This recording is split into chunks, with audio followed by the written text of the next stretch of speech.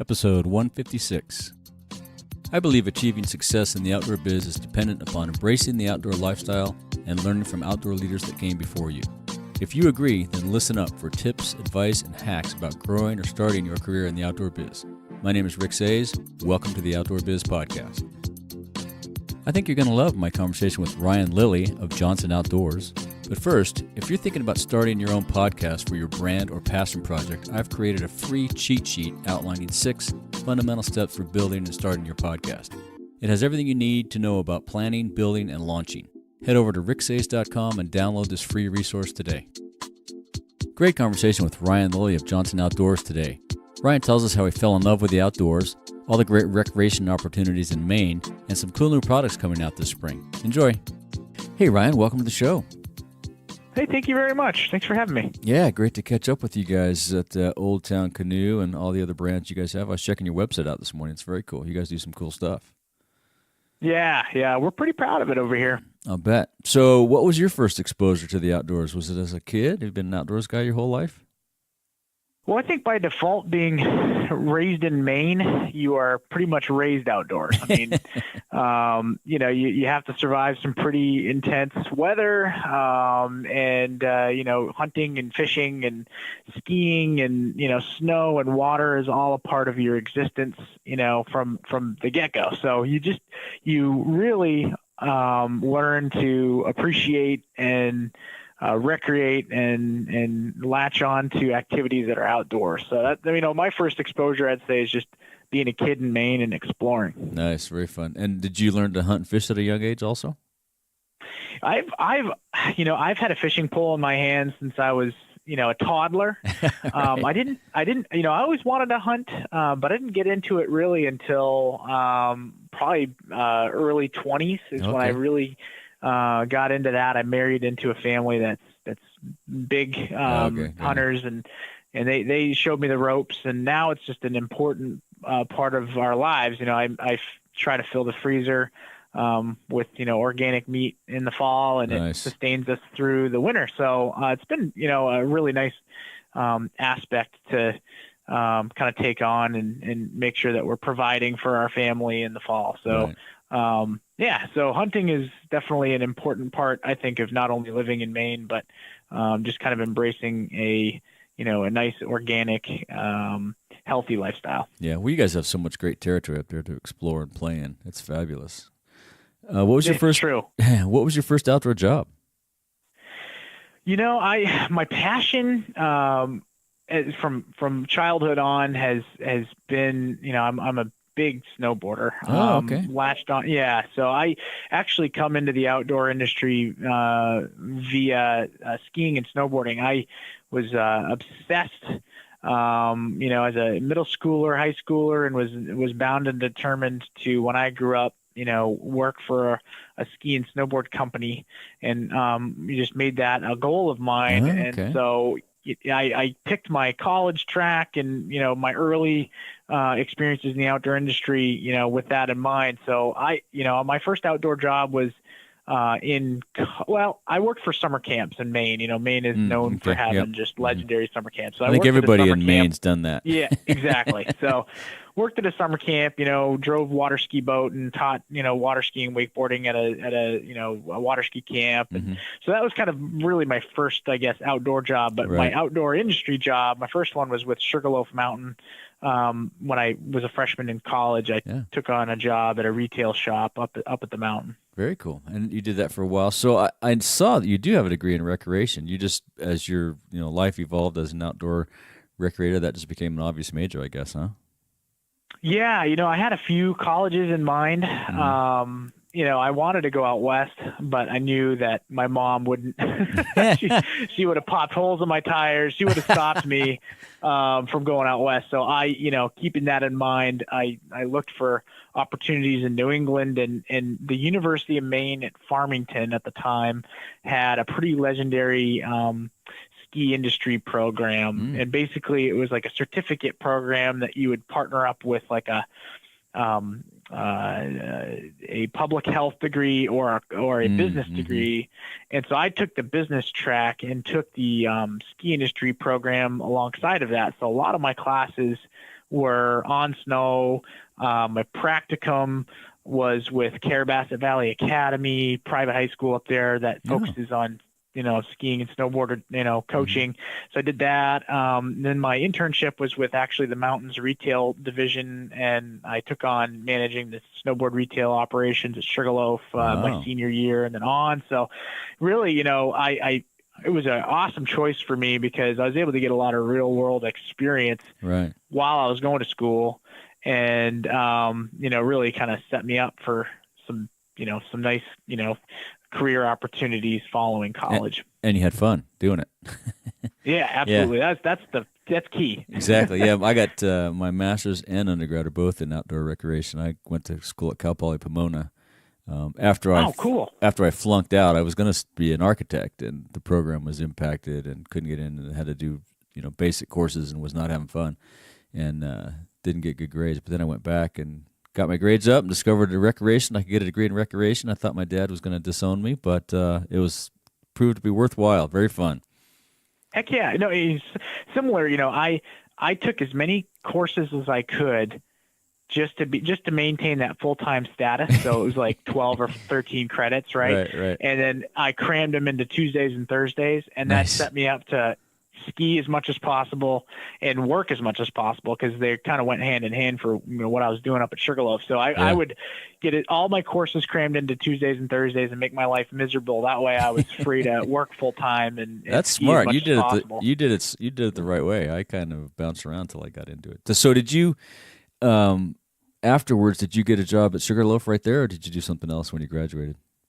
Yeah. So actually, I will spare you the gory details of how I eventually finished college. But before I was actually finished my program, long story short, they canceled the ski industry's program. There's a political struggle, and they saw the ski industry program as too vocational. And so the dean at the time, or the president of the school, decided to do away with the program, which didn't grandfather my credits. And as a big kind of middle finger, was said, I'm not going to let this hold me up. And so I actually, my wife and I, we decided we would try to look for jobs out west. And we had Portland, Oregon in mind, but I ended up seeing an opening at K2 Sports up in Seattle. And so I put in for a inside sales customer service position, and we ended up moving out to Seattle. Nice. And I kind of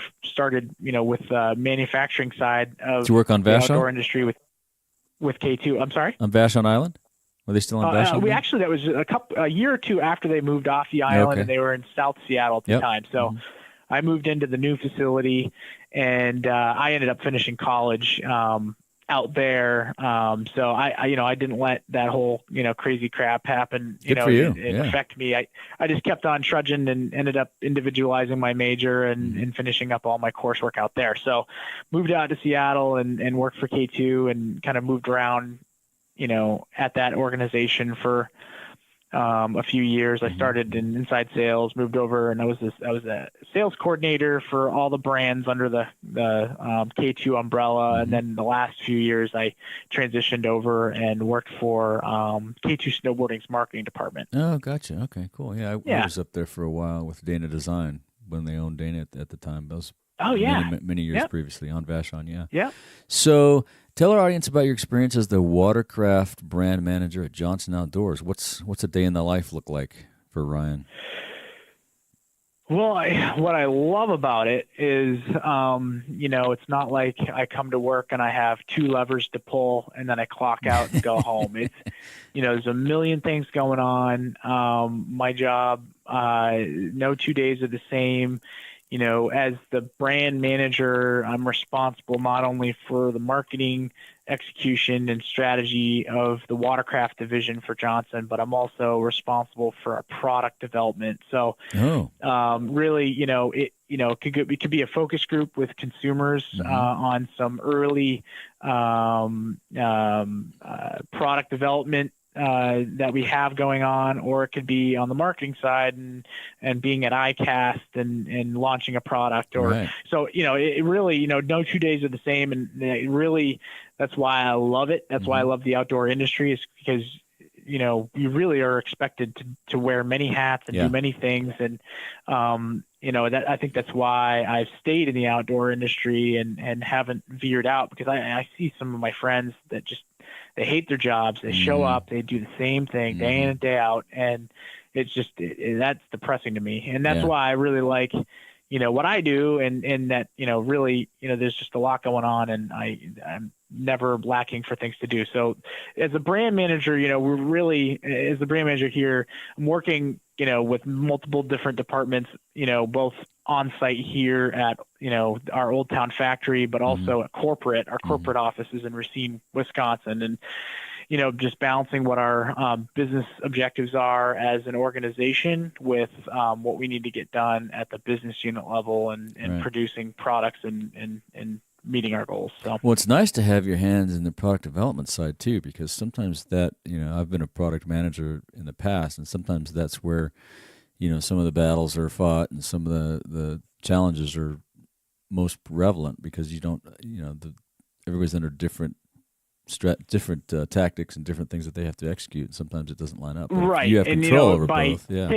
Exactly. Yeah. By taking the blinders off and actually having, I feel like I, have ownership in both and have equity built up in both. And so where in other companies that I've worked for, marketing people versus the world or salespeople versus the world, and everybody's your enemy internally. Like, if your feet are in two different departments, and you're, you have to work cross-functionally much tighter, and you've got, you're invested in two different, channels of the organization. And so, that's so very important to make sure that, there's no siloing, and that, so that really what we have to do here, since my department really, we're balancing the product and the marketing side, is we are very intimately involved in the research and development, and even before that, the ideation and trying to net out what the consumer is looking for, all the way through,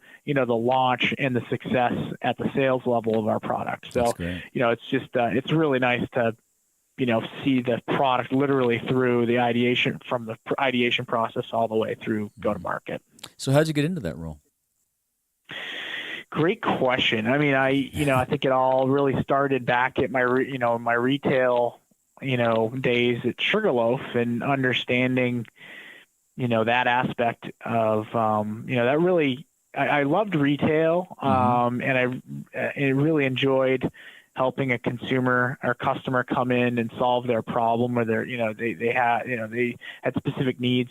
Fitting ski boots is a tall order. And so you really have to go out of your way to try to solve that customer's issue. And that's always been something that's been really fascinating to me. So, from my time at retail, and then working my way through, various sales and marketing, positions through the years. And I went from K2 back to Sugarloaf when we moved back to Maine, and took on a marketing role there. And then from there, I went to work for a company called Delorme, which was acquired by Garmin. We made the InReach satellite device, and really in the various positions that I've had between my retail days and today has always been about, trying to deliver a product or a service that solves a consumer's issue or need. So you always had your hands at the end game. So it's always been, it's always been a passion of mine, and I really like the strategy behind trying to work the business towards the direction of solving that consumer's need. And so when the opportunity came up for this position up at Old Town, I was down in Southern Maine at the time. When I was reading the job description and understanding that the position also had a hand in the product side, that was what really drove me to go after this position, because I felt like, I could break out of that silo of just having the marketing responsibilities and really, really intimately understand the product side, the marketing side, which would help me solve the consumer's problem. So that's, I don't know if that's really answering your question, but no, that makes sense. And at the end of the day, you're probably making a better product because you're so directly tied to the consumer. Honestly, I wouldn't be where I'm at right now without my retail days. Really definitely solidified a firm foundation for sure. Yeah, we all have that experience to draw on. So you were telling me that you guys have a couple new exciting products out too, right? One is the Topwater, and another is a solo sports canoe. Yeah. So, fishing has just blown up in the last, 7, 8, 9 years. It's definitely increased in popularity. And so Old Town, 5 or 6 years ago, launched a line of kayaks called the Predator, which were wildly successful and won a bunch of industry awards from, at ICAST when at product launch time. And so, as development and product offerings have broadened for fishermen at the kayak level, kayaks have gotten big and heavy, and there's some issues with transportation and storage, and so we saw that as an opportunity to launch a product for kayak fishermen or people that were desiring to get into kayak fishing that was a product that was delivering the same big fishing experience in a smaller, compact format. So the Topwater's whole premise is it's a smaller platform. It's easier to car top. It's easier to store. It's lighter weight, easier to get around, but it still has all the features that you expect out of a $3,000 fishing kayak. So and the model, we have a pedal-driven model, so you can operate the kayak with your feet, like you're riding a recumbent bicycle, which keeps your hands free for fishing.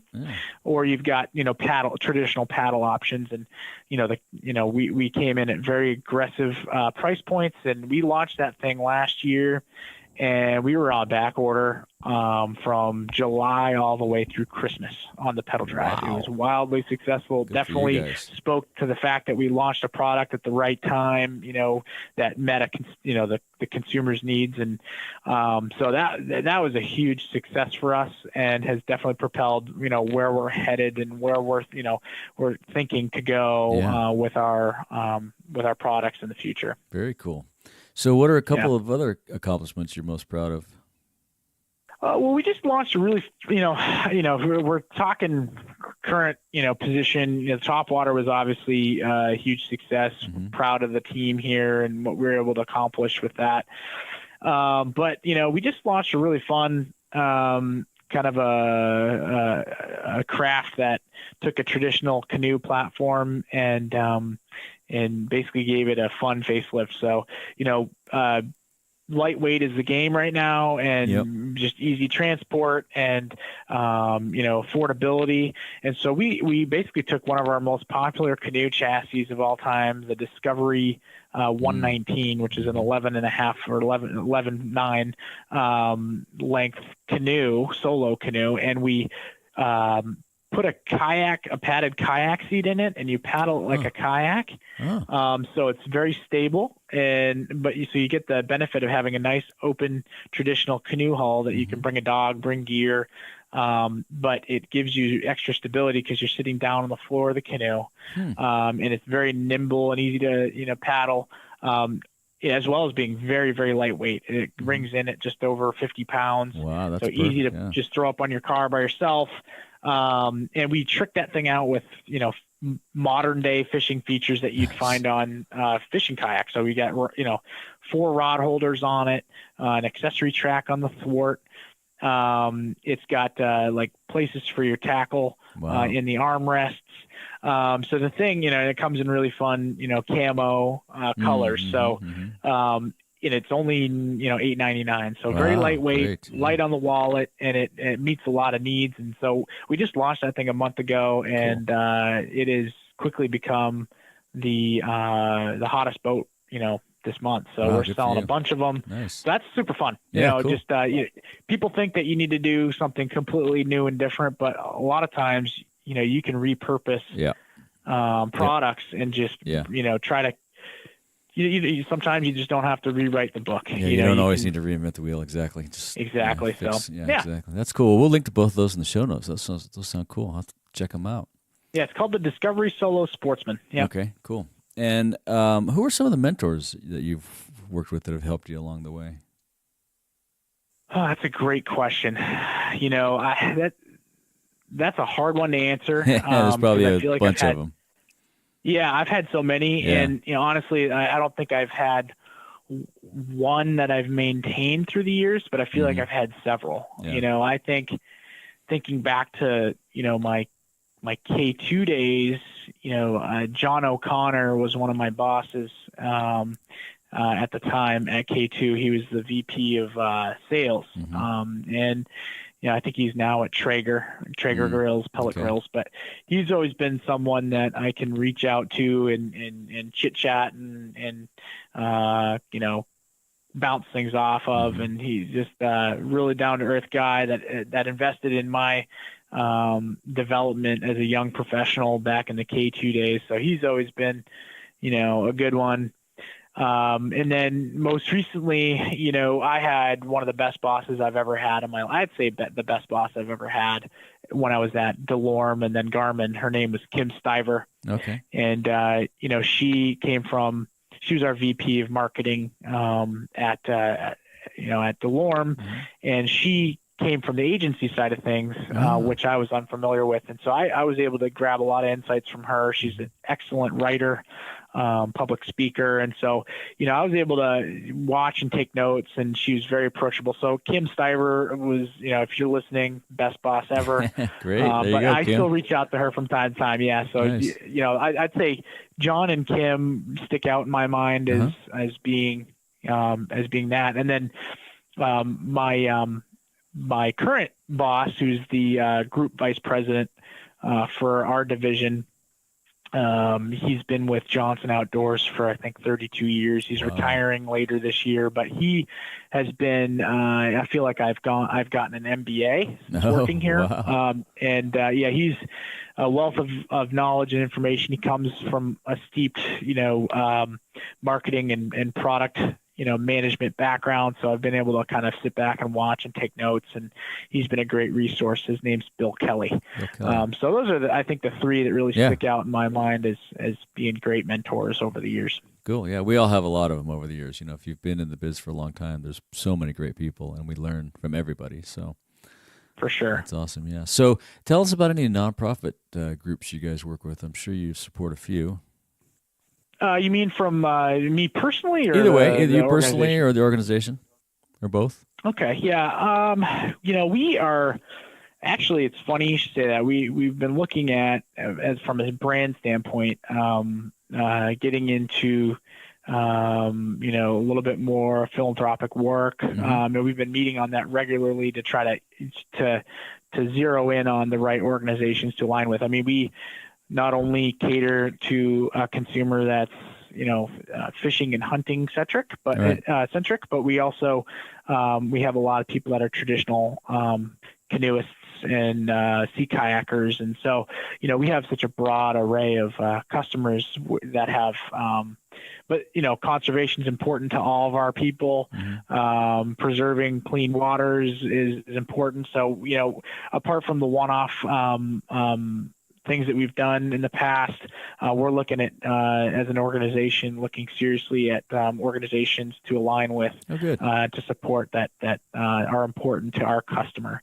And then personally, I'm a board member of the Girl Scouts of Maine here in Maine. Great organization, and very proud of the work that they're doing. And then my wife and I, the summer camp that we grew up at, Living Waters Camp here in Maine, has been an important place for us. That's where we met, and where I feel like we developed as people. And so we still give back and volunteer some time in our summers and offer some marketing support from time to time to that camp. And summer camp is important. And so those are two that I actively am involved with. Yeah, that's good. And so we talked about hunting, fishing, snowboarding. What other outdoor activities do you participate in? Yeah, so all of them. Ski. It's a problem. My wife says I've got too much, but I see Maine. We got 4 seasons, and within those 4 seasons, we've got 2 shoulder seasons. Mud season, right? Exactly. Yeah. So I love many things, but what preoccupies most of my time is fishing. Okay. Now, and then the fall, obviously, I transitioned to hunting, and about 5 years ago, I got into waterfowl hunting pretty aggressively. And here in Maine, you can sea duck hunt, and you can also hunt, dabbling ducks or like your mallards. And so duck hunting has definitely intrigued me and taken a lot of my time, and especially now that I work for Old Town and there's so many applications of using our products for that, it's definitely broadened. So I love to duck hunt, but deer hunting, like I was mentioning earlier, it fills the freezer and provides good, clean, organic meat for our family. So that's been not only enjoyable for me and definitely part of the culture here in Maine, but also a good way to provide for the family. But I love to ski and snowboard. I got two young boys that are getting into it. My one son's 5 and my oldest is 7, and I've had them on snowboard since they were 18 months old. Awesome. So that, we spend our winters, chasing snow and trying to make the most out of our cold Arctic winters up here. And just a few years ago, my neighborhood, at the end of our neighborhood, we have an international snowmobile trail system, and I bought like a $600 junker snowmobile, and the boys and I will bomb around on that and put a good 300 miles on it in the wintertime. So, we stay busy. We recently got into ice fishing. I never, even gave ice fishing, a thought before, but one of my boys brought it up, and he really wanted to get into it. So I've been figuring out how to get into ice fishing with the boys. And so a little bit of everything, man. Yeah, all of it. That's good. That's great. Keep it a wide variety. Yeah. So do you have any suggestions or advice for anyone wanting to get in the outdoor biz or grow their career if they're already in the biz? Yeah. I mean, so if anybody out there that's listening, that's like high school age or, early college, I would think about making sure that you set yourself up to have real life experiences, in your portfolio before you finish college. I think I had a leg up from some of my, friends around me at the time, because I had set up my schedule as such that I worked full time all through college. And so I had some business experience and with some real applicable experiences to talk about when I, was given the shot at K2. I was fresh out of college, or nearly fresh out of college, and they gave me a shot because of my retail background and industry experience. So a lot of people just hammer down and get college done, which more power to them. But then they've got, I think, a slower start, to trying to figure out, what to do professionally, or have a harder time getting that first good job because they have to get some experience. So, do what you can in college to get jobs that align with the direction you want to head, and try to build up some real life experience there. But then, for early professionals, you're never too good for a task. That's one thing that I think, being a New Englander, you have to roll up your sleeves and just as a survival, just to stay warm up here in the wintertime, you have to always be pulling your weight and doing your part. And so, I think the New England type A sort of personality helped. But, if you're early in your career and you've got a manager that is giving you tasks that you think you're above, like, you need to reassess, life, I think, because I think you got to pay your dues, and you have to do some dirty work and some crappy tasks that you think, why am I doing this? But you got to get through that, and that helps build respect with people above you and around you, and also broadens your experiences. So I think not being too good for the minutia. We've all got to clean the bathrooms at one point or another. Exactly. Yeah, I totally and then agree. I think that's also important for people that get to mid and senior level management. It's a huge respect gain, by rolling up your sleeves, and the people that work for you see that you're not too good for it, even though you're at a point where you don't necessarily need to be doing the minutia. I think it's important to delve in, not only to earn that respect from people at the same level or below you, but also to stay plugged in with it helps you understand the organization better if you experience kind of the problems or issues or tasks that people at lower levels need to experience on a daily basis. So I think it just helps you stay better connected and intertwined with the organization fabric. So I don't know if that helps or no, answers that's your very well question, said. but I think you're right. I agree with that 100%. I mean, it builds, it gives you perspective. It builds camaraderie. It does so many things when you're just willing to roll up your sleeves and jump in, whatever the task is. I think that's good, well said. Yeah, good idea. Good comment. Do you have any daily routines you use to keep your sanity? You go out and walk the dog or hike, meditate? So I get up every day. I'm an early riser, always have been, but I get up every day at 4:35 and I head to the gym and I'm there for about an hour and a half and head home and eat my bowl of cereal, make my smoothie, make my kids, so I love that morning routine. I love to get up early. So I think the early morning exercise definitely helps me engage in my workday. And then obviously it's always been important to me to be plugged in with the products and the brands that I'm responsible for. And so, even my previous job where I wasn't necessarily in love with using GPSs all the time, I made sure that I was bringing my GPS device and InReach device so I could understand the culture, understand the use of the product. So I think just engaging in activities outside of work that help me when I am at work. So I do as much on the water as I can out of canoes and kayaks and competitors' products, and so I do a lot of fishing. It makes you better at your job. I mean, you understand. It makes me better at my job. Helps me understand exactly. So, do a lot of fishing. And that's also just helps my sanity in the summertime. Like we're on the river. We're on the river here in Old Town. So literally, I'm having a stressful day. I'll try to make a half hour to go. Cast from the riverbank. And clear the cobwebs. And that helps kind of hit the reset button. So fishing's definitely a big, sanity check for me. Exercise is important, and then as much time, being present with my family when I'm not at work, since I have to travel so much. And this, so family time's important, and it's a big sanity check for me too. Yeah, good. Are you a big reader? Do you have any favorite books, or do you give books as gifts?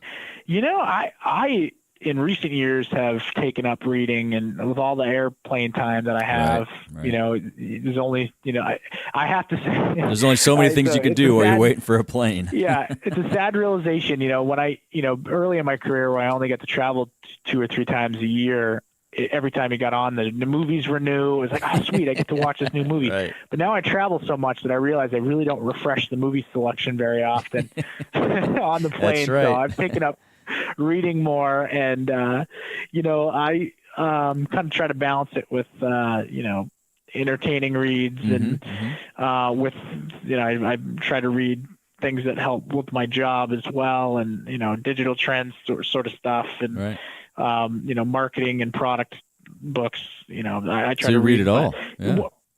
I read it all, but I really am not much of a nonfiction guy. I always get this backwards. So fiction, nonfiction. I'm a big nonfiction guy. I'm not a fiction guy. Okay. So, one of my favorite reads of all time, I read a couple of years ago, The Emerald Mile. Have you heard that? Oh yeah. Yeah. It's the guys that broke the speed record on the Colorado River. One of my Grand favorite Canyon books. And the Wood You're Stories. right. Yep, that was an awesome book. Yeah. Very well written. Incredible book. Yeah, the history of the river and all that. He did a phenomenal job. Yeah. Yep. And then I'm a big history guy, so like Candace Millard, she's written some amazing books on like presidents, in past. Cool. And so she wrote this one called River of Doubt. That's probably, I'd have to say, that's probably my all-time favorite book about Theodore Roosevelt and going down and exploring the Amazon and uncharted river. Yeah, so I heard about that. Yeah, that's excellent read. Oh, I'll have to look at that. Yeah, we'll link to those in the show notes too. Yeah, I'll have to pick up that River of Doubt. I heard about it, but I haven't read it. Yeah, that's a good one. Oh man, you'll email me after you read it and say, Yeah, I see what you mean. Yeah, good. I'll do that. But yeah, you'll thank me later. That's a good one. Awesome. Perfect. Do you have a favorite piece of outdoor gear under $100? This is one that this would, when you sent the pre-list of questions, this one I struggled with. First of all, I don't feel like much is under $100 I know, anymore. right? Yeah. But a good AeroPress. Oh, I like it. That's good. I think having good coffee when you're sleeping on the ground is important. Yeah. Or just, in the duck blind with, hunting in the mornings. We usually bring our own coffee set up. So I think having a good caffeine, device is important. Also, I have a headlamp problem. I think we all buy do. A lot of headlamps. Yeah. So between the fishing and the hunting and the paddling and everything, I have a lot of headlamps. So I don't think you can have too many, and you can get a few for under $100. Yep, I'm with you. No, that AeroPress is great. I'm a caffeine knucklehead too, so got to have my coffee. Yeah. That's a good one. Yep. As we wrap up, is there anything else you'd like to say to our listeners, or maybe ask our listeners? No. I mean, I appreciate the time. I mean, it's been great chatting with you. Yeah, it's a little weird talking about myself so much. So that's all right. We all got to toot our own horn once in a while. Thanks for the opportunity. And just check out oldtowncanoe.com is. You can check out all the latest from Old Town, and then one of our other brands, an awesome brand that we do is Ocean Kayak, the original sit on top kayaks out of California. That's another product that we produce here. And if you want to learn more about the history, we've been around the industry since 1898. We've been manufacturing our boats here in Old Town, Maine since then, and we have a really cool history. So if you have any other history buffs out there that want to learn kind of more about the canoe industry and how we've been around since the beginning, it's oldtowncanoe.com. We have a really cool history section. Cool. We'll link to that in the show notes too. And if people want to reach out to you, is LinkedIn, you have LinkedIn profile, is that the best place, or email? Yes, sir. Okay. Probably LinkedIn is the best. I'm on Instagram, just like all the other sort of millennials. And then, email too. You can always hit me at ryan.lilly, that's LILLY, at JohnsonOutdoors.com. Cool. All right. Well, we'll link to those things in the show notes too. Well, it's been great chatting with you. I look forward to seeing you at a summer outdoor retailer one of these days. I appreciate meeting you in person. Yeah, that'll be fun. All right. Thank you so much, Rick. All right. Take it easy. Yeah, you too. All right. Bye. If you want more of the Outdoor Biz Podcast, you can subscribe on Apple Podcasts, Google Podcasts, Stitcher, Spotify, or wherever you get your podcasts. Be sure to go to theoutdoorbizpodcast.com where you find all the episodes, show notes, and much, much more. Until next time, be sure to make time to get outside.